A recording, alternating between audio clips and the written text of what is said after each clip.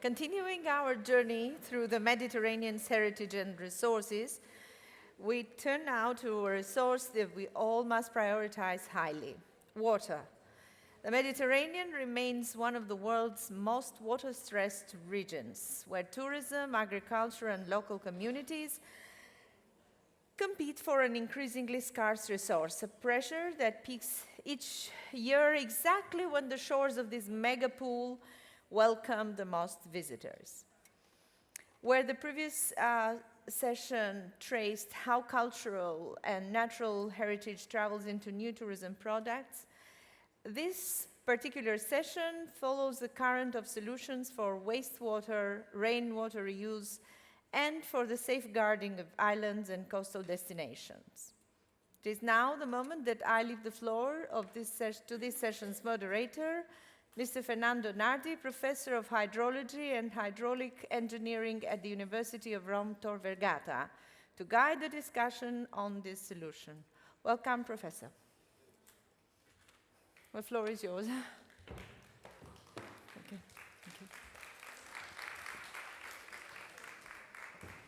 Thanks for the presentation. Thanks, everyone. Very glad to arrive at the end of these 2 days with this water scarcity and tourism session. So, as said, I'm Fernando Nardi. I'm a water professor from University of Rome Tor Vergata, and I'm one of the partners of the Interreg-Euromed Aquaman project. Also had experiences as Prima coordinator of the Water, Energy, Food Ecosystem Nexus. So, as a water scientist, very glad to have the discussion today on the importance of both engineering, technologies, society, policies, to address the water scarcity issue for the tourism sector. And we have 3 very high-level speakers. I'm very glad. I will introduce them one by one. So I welcome to the floor to Mrs. Margherita Maniscalco. Margherita Maniscalco, Municipality of Pantelleria and Water Rights representative, please.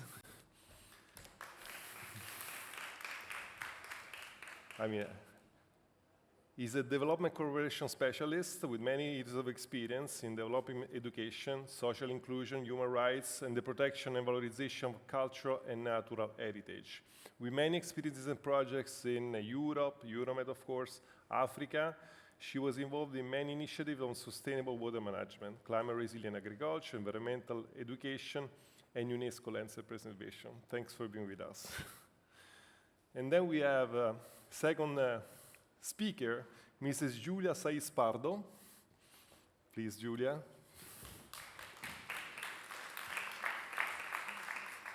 Yes, that I know well. She's my coordinator. Because she is responsible for the Interreg Aquaman project, but not only. She's also the Dialogue for Tourism Inter-Euromed project, also partner. European project management specialist. She's has these leading roles for the El Legado Andalusi. Her contribution to the Aquaman project draws from the background she has in environmental sustainability applied to tourism, and she also provided editorial support to the Interreg-Euromed white papers on climate adaptations for islands, for climate resiliency. Thanks, Giulia. And we have the third speaker, Miguel Rovira. Please, Miguel.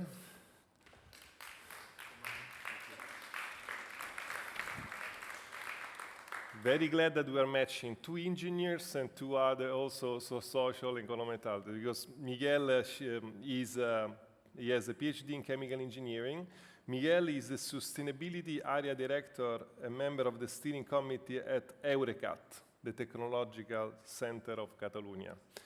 And he has, of course, he's an engineering background and leading roles in applied research for circular economy, climate resilience, and environmental sustainability. Okay, thanks much. So I think I can sit there. So the organization of the roundtable tries to tackle all the components of water scarcity. Not only the engineering technological component, but also the issues that we have in understanding which are the best solutions between gray solution or, of course, nature-based solutions, how to identify the best next generation water governance, also including topics like awareness of behavioral change and issues we have in financing these innovations. So I will start with Mrs. Margherita Maniscalco. Yes. And actually, we discussed with the speakers about these 4 set of questions: large water infrastructures versus nature-based solutions, next generation water governance, awareness and behavioral change, and financing water solutions. Discussing with all of them, the 3 speakers, all of 3 were very interested in discussing about large water infrastructures versus nature-based solution. So these first questions, one by one, I would like to have your opinion, starting with Mrs. Margherita Maniscalco. Please, yours is the floor. Thank you. Thank you so much for these topics. Actually, I think, well, we don't need to invent nothing new when we speak about fostering nature-based solution in our Mediterranean Sea basin. Because starting from the experience of an island, a Mediterranean island, we can say that nature-based solution actually have always existed in our Mediterranean highlands. And they have been developed as a result of a prolonged situation of isolation, but also from the need for local community, the most of the time very small communities, to challenges the lack of water or the virtually no existence of water, like in the highland that I'm representing today, and also to challenging extreme climate, because have always characterized the condition of these Mediterranean highlands, even if of course now the situation is even worse. And this nature-based solution, what is very interesting, is the result of centuries of cooperation. So also today we are speaking about Euro-Mediterranean cooperation, European cooperation, but actually the nature-based solution in these Mediterranean islands have been developed thanks to the ancient commercial route and the exchange between different cultures, the Arabic, the European, and the Romanic, and the Punic culture. So I would like to bring the attention to the highland that I'm honored to represent today. I'm not from Pantelleria, even if I'm Sicilian, but I can tell you that in Pantelleria a lot of nature-based solutions are already existing, and we can give you some example. For example, in this island you can find today around 7,000 of damuso. Damuso is the typical lava stone dwelling that the inhabitants of Pantelleria were using to conserve water, because close to every damuso, the architecture design of the damuso is made exactly to collect water. And close to each damuso we have 5,000 a day cistern, traditional water tanks. And also we have a typical garden design that is named Pantesco Garden, that is also famous in the botanic literature, because it's exactly designed to collect every single drop of water. And you can imagine that just to allow to a single lemon tree to grow up, or orange tree to grow up, a stone wall is designed just to conserve water and to canalize water. And today what is very interesting is that if we go on Google Maps or Booking and we search for an accommodation or a restaurant in Pantelleria, we can find that almost 200 are hosted in restored damuso. This means that already in our Mediterranean island, because it's not only Pantelleria, we can find, Pantelleria is a typical example, but we can find in many islands, we can have the possibility that tourists experience this nature-based solution living in the island and not just on a museum. And yes, Pantelleria is not alone, and in the Water Eyes project, we will connect 6 islands across the Mediterranean, and in all these islands we have traditional nature-based solution, and the strategy, to answer more clearly to your question, is of course to invest in big infrastructure, because in all these islands nowadays desalinization is the only way to have water, and one of the strategies should be for sure to making these big big infrastructure greener and greener, because we imagine for our small islands and the big islands a future that should be green. And of course, nowadays, desalinization plants produce CO2 emission because consume a lot of energy and are also very expensive. But at the same time, we really need to develop policy and to work with the community, for the community, but above all with the community, to promote and conserve and innovate nature-based solutions, starting from the traditional, but also innovating. In the project, we will develop 3 families of nature-based solutions. One will be wastewater,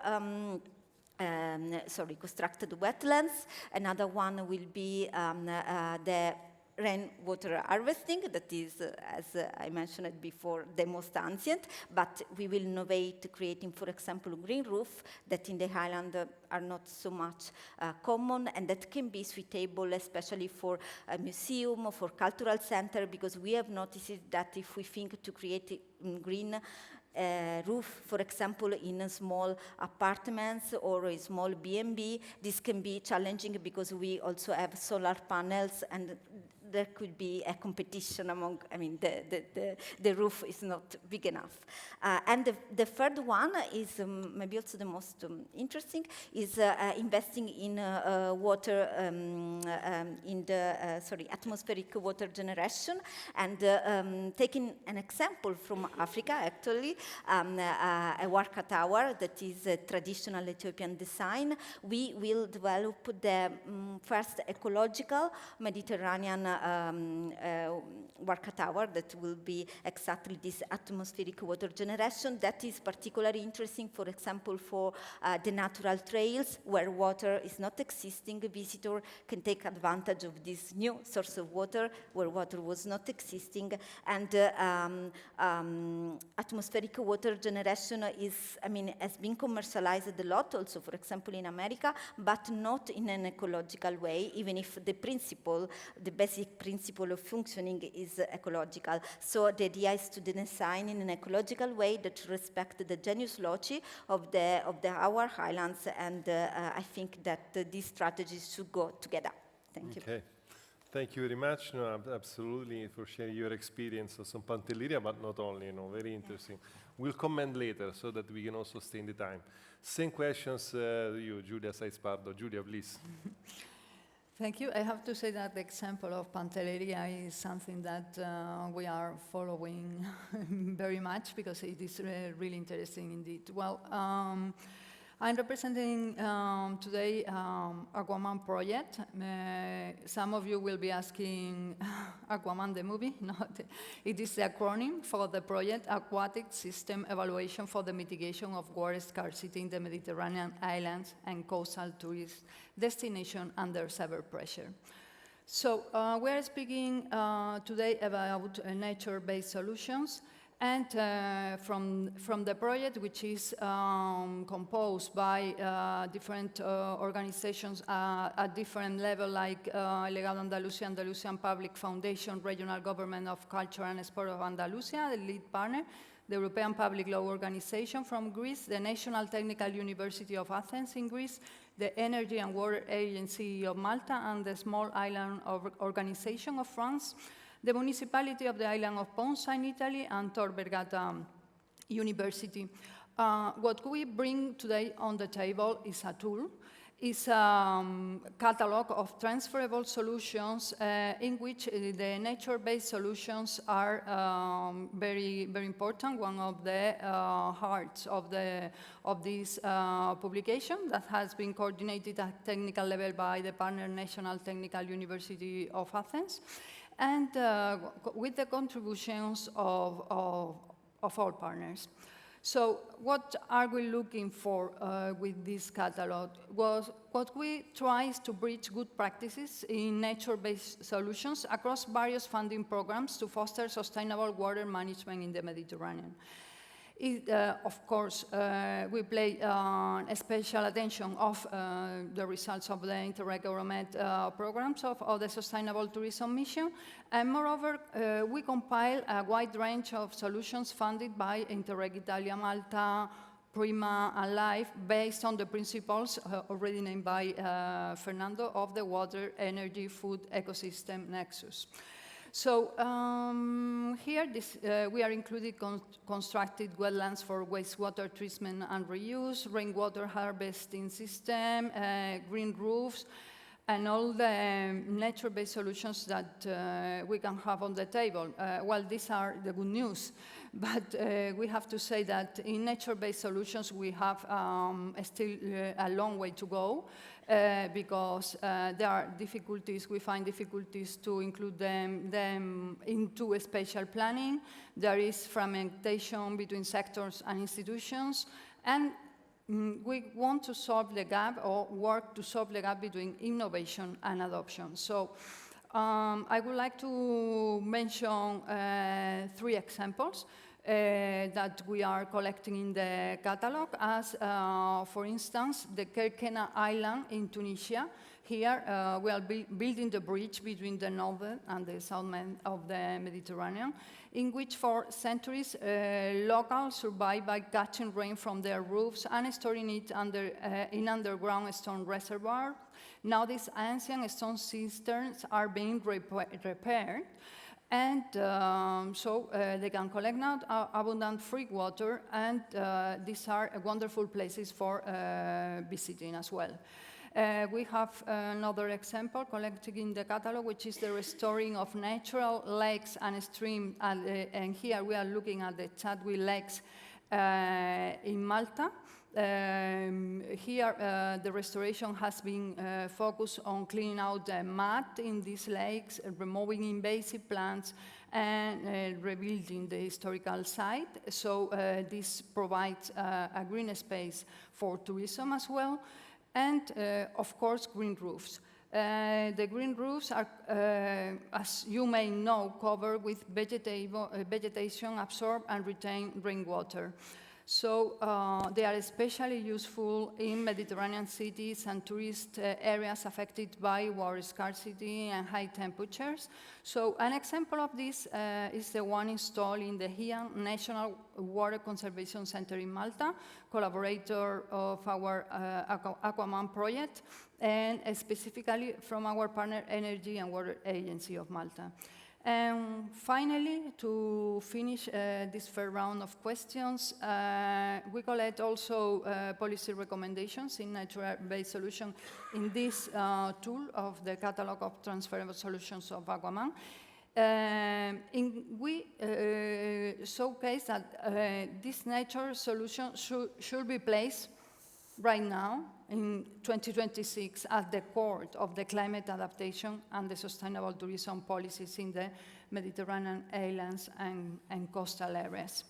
And second, it is recommended too that the investments should prioritize nature-based and hybrid, which is another thing to have into account in water management in sustainable tourism. Thank you. Okay. Thanks, Mark, Julia, absolutely. And also, actually, we have next round of questions for more debate on the policy part. Thank you. Miguel Rovira, same question to you, please. Thank you, Fernando. Well, I think that the benefits of nature-based solutions for water treatment and the water cycle has been already explained. I think that we need to promote and implement more nature-based solutions, but also, I think as an engineer that sometimes the best solution is a kind of combination with different approach. And I think that in the future we will see a lot of combination between nature-based solutions and the conventional water treatment solutions, which usually are called gray water solutions, the gray solutions. Because when you combine both approach, you are able to pick up the strong points of each technology. Sometimes, if, for example, you have complex contaminants to treat, you will need a strong technology like membranes, like oxidation. So I truly believe that this is something that is need to be explored more deeply in the future. And also I have the feeling that we have like two separate communities. Usually nature-based solutions are promoted by urban planners, by ecologists, and then we have like chemical engineers or civil engineers promoting the grey infrastructure. So I truly believe that from the innovation, from the research, when it is possible, and especially also in the touristic areas, we need to combine both solutions.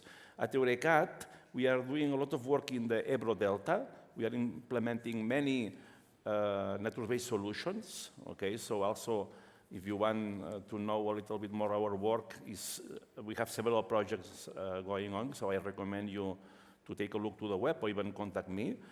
And, but as I said before, I think that the possibility to combine the grey solutions is very important to be considered.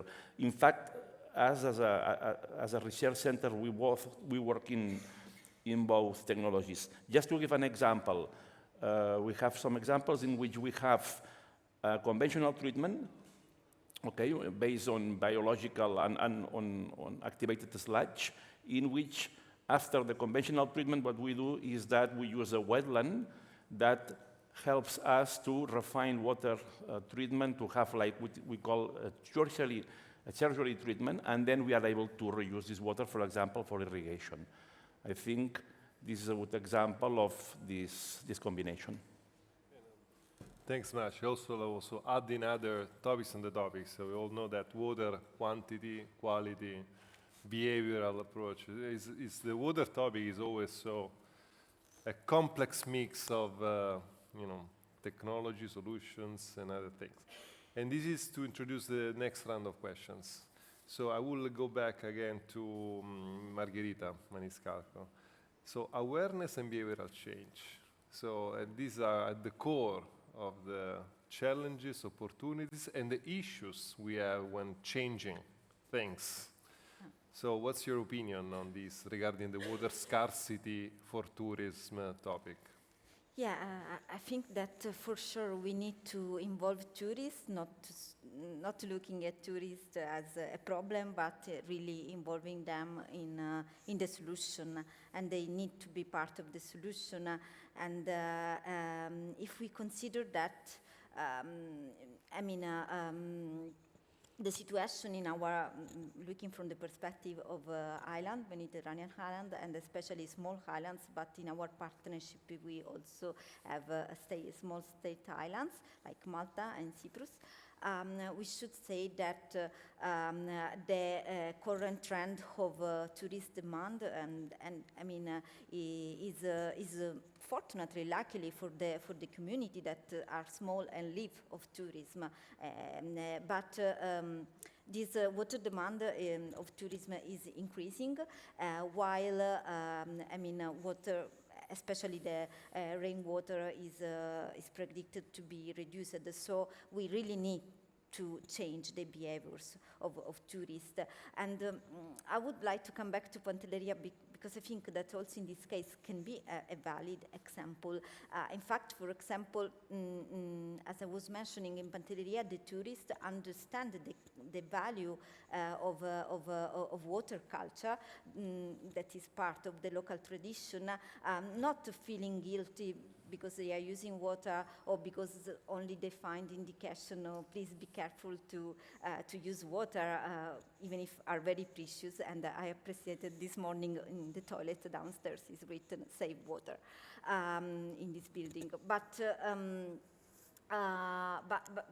tourists can understand the importance of the culture of saving water thanks to, going around the island, because they can understand from the fact that they see that generation after generation, the community with heroic agriculture recognized by UNESCO in Pantelleria and with a lot of efforts are developing an harmony between the local nature and the development and the human needs. They have adapted, and that's why also is recognized by UNESCO, the local agricultural practices to the necessity to save water. And this the typical vineyard Vite Alberello is the name in Italian, recognized by UNESCO. So I think tourists, when visit the area, they can immediately understand, thanks to feeling part of this experience. But also I think and in the Water Rise project, what we would like to do is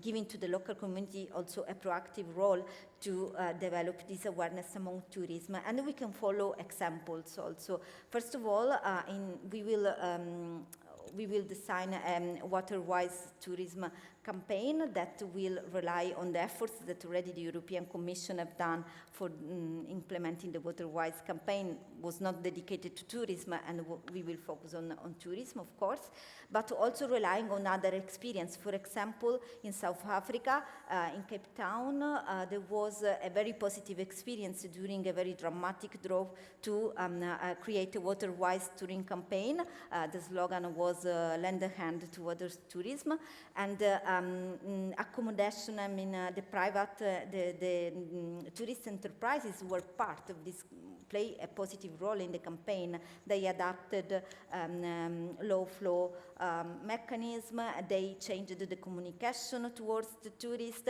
and so they succeeded in still developing tourist enterprises while there was a very dramatic drought in the area. And also, moreover, we should promote the water culture of our Mediterranean islands. It's not only culture of our islands, but is part of our common Mediterranean heritage. And for that, in the Water Rise, we decided to invest in a web doc. In this web doc, we will digitalize, we will tell stories about the local tradition, the water culture, and we will try to involve tourists in this, to understand that water-saving practices are part of our tradition, not only the food, not only the fishing tradition, but we have also this water-saving tradition. And finally, will be also important to invest to work with the local community, and for example, in the Water Rise project, we plan to work also with the program with the schools of cities and science, just to make students also in this new era to recognize their origins, recognize their ancient tradition, because it can happen that generation after generation they can be lost. So we also need to conserve this water culture. Yeah. Absolutely, that's very interesting. Also the behavioral part and also the historical part, that where we come from. Most of the places, tourist destinations have a long history in the past, but green solutions were the only means that we forgot most of the time. Giulia Seitz-Pardo, next generation water governance, so the policies, so administrative Yes, first I would like to highlight what you just have commented. It is the mix between green solutions and heritage solutions. So I think that this is very important to combine these two elements. That is very attractive for the tourists and climate resilient. So going to funding, of course, and it cannot be other way. We need to mention first that we cannot be always, in my opinion, reinventing the wheel. So it is very important, the transfer of the actions, the capitalization of the actions, and to be together in a coordinated way in the Mediterranean area. So that is why I would like to mention the Interreg Euromed program that is currently funding a huge number of projects addressed to nature-based solutions, and already presenting call for the Mediterranean multi-program mechanism, because it is not always that they are funding, but they are creating this community, like the Sustainable Tourism Mission, in which we have these scenarios and these spaces to dialogue and to take solutions from one another. Said that, of course, I would like to go to very quick to different examples, just two that we have in the catalog of transferable solutions from Aquaman, because I think that are very important. One of them is regional government level of Andalusia, Spain, through the Regional Ministry of Tourism and Andalusia Abroad, which is associated partner of Aquaman. They promoted in 2025 a water reuse and efficiency in tourism businesses funding through the Next Generation European Union Recovery Instrument. Why it was important to me? The program was designed for two strands. One was for tourism accommodation providers, hotel, tourism apartments, campsites, and the other strand was for businesses dedicated to catering, restaurants. The question here is that the eligible actions were addressed to water reuse, efficiency, and infrastructure. Water reuse and circularity, water-saving measures in guest rooms, and digital monitoring. This funding was for advancing smart metering as software to track real-time consumption of water in hotels. Also for climate change adaptation and bioclimatic infrastructures. And it was funded in implementing bioclimatic architecture solutions, including the integration of green roofs, for instance, or creating natural microclimates. So I think this action was really important as an example to be transferred. And also I would like to mention, to finish, the initiative of Save the Water initiative in the Algarve region in Portugal, in coordination with the Algarve Tourism Board and Turismo de Portugal, actually partner of Aquaman project and the Portuguese Energy Agency. They promote a very interesting initiative in which they awarded to companies that commit to implement it at least 30 measures from a list of 60 water efficiency actions, contributing to a 13% reduction in water use compared to previous years. So I think these schemes, together with the opportunity that the Interreg Euromed program is giving us to transfer all these actions and to have this dialogue among us, it is an opportunity that we need to take. I wanted to bring on the table today just concrete examples of this funding, together, of course, with the thematic projects and governance project of the Sustainable Tourism Mission of the Interreg Euromed. Thanks much, Julia. No, absolutely. And let's leave like some few minutes of discussion at the end. So I bet Miguel for the last question of this roundtable, and actually helping us again addressing the financing issue for water solution and green blue water economy. Please, Miguel. Yeah, this is a difficult issue. You know that the water cycle needs to recover through the pricing of water, as much as possible, the cost and the investment that has been done in the water cycle, CAPEX and OPEX. So the first idea is I think that we should include green solutions and green infrastructures when we do this kind of estimations. So this is a first point. But then, if we really want to have a good water finance, I think we need to emphasize the value of water. And when we talk about the value of water, I think that we need to talk about water sustainability. We need to have a water cycle that meets our needs, especially regarding climate change, but also the needs without compromising the needs of the future generations. We need to talk about water resilience, especially in this case. We need to have better water cycles that are able to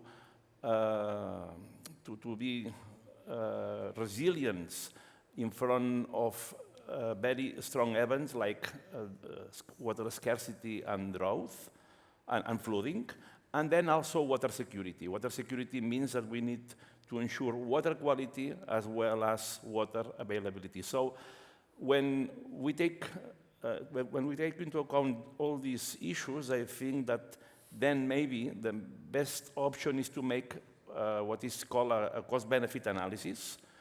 Okay, and then the important point is that we can go beyond the financing aspects, and then we can include maybe things that are very difficult to monetize, but maybe we can, in some way, think about ecosystem service, health, water purification, the decrease of temperature that these systems can give us. So I really believe that we need to have a point of view that goes beyond the strict economical point of view.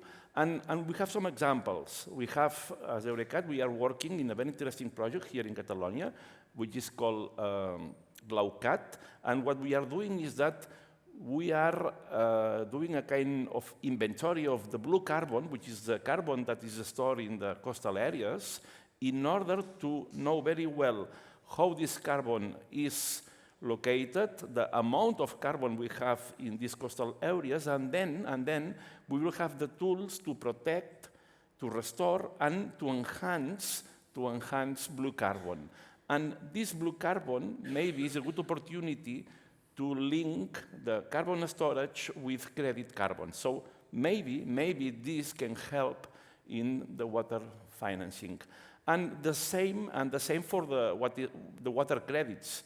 The water credits basically will try that companies, for example, that are using water are able to compensate to have a kind of offsetting of the use in maybe especially in the same basin, okay? And also, if we are able to give an economic value to the water credits, okay, then I think that is also that maybe is interesting to consider when talking about water and financing. Okay, so, well, these are two examples that, as I said, that we are working.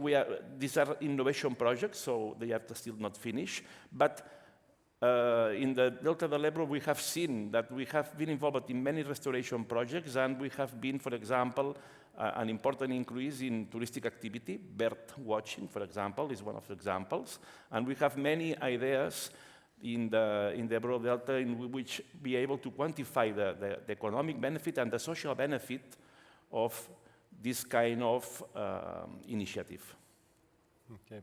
Thanks much, Miguel. And taking from the last sentence, no, cost-benefit analysis, economic benefit, social benefit is something like large water, green infrastructure, so green solutions. I think from this combination that we all know will come our resilient future is difficult to make it. And I really thank you for the work done, the experiences, because the work done in the islands, coastal regions, all the regions that have large touristic fluxes are the perfect settings for testing innovation. And talking from an engineering point of view, in which now I have this Aquaman project on islands, but I would say that environmental pressures are everywhere in large cities, but most of them are all touristic destinations. So the tourism sector and the blue-green economy sector with the Interreg Euromed are collaborating, and I wish for more. Okay, so thank you for your input.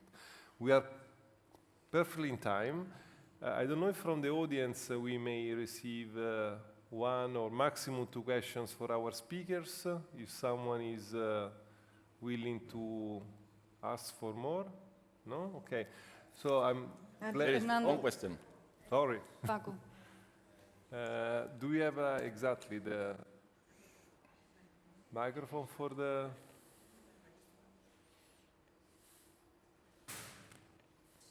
Please. I think it's on.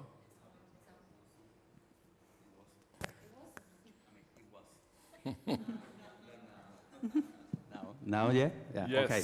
No, thanks. yeah, my question is for all of you, because we know in academic literature that the water consumption per tourist is much higher than the average of a regular neighbor in the city.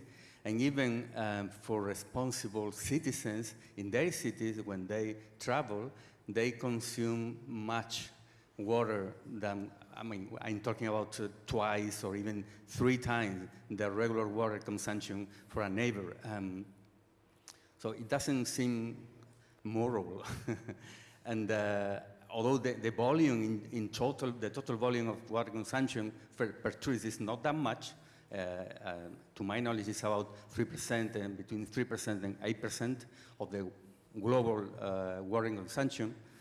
But still, it's something that municipalities are tackling as well, and because it's not right, just simply like that. So, what do you think about that? There is any maybe for a municipal representative? Yeah, I think that especially in small islands, in our partnership, we have Pantelleria, but also Lampedusa, are small communities living 6,000 inhabitants, 7,000 inhabitants, so the community is small. And if you think that, for example, in Lampedusa, in August, the tourist population reached 13 times the local population, and in Pantelleria at least 2 or maybe 4 times. We don't have specific data, but so we really need to change this, because maybe still now could be feasible in somehow, because yes, we have the desalinization plant, and but it's not moral. You're right, but also in future could be also even not any more sustainable. First of all, because in this small island, the community is looking for maintaining tourism, because, you know, especially, for example, in Lampedusa, the fishing economic activity, unfortunately, is declining.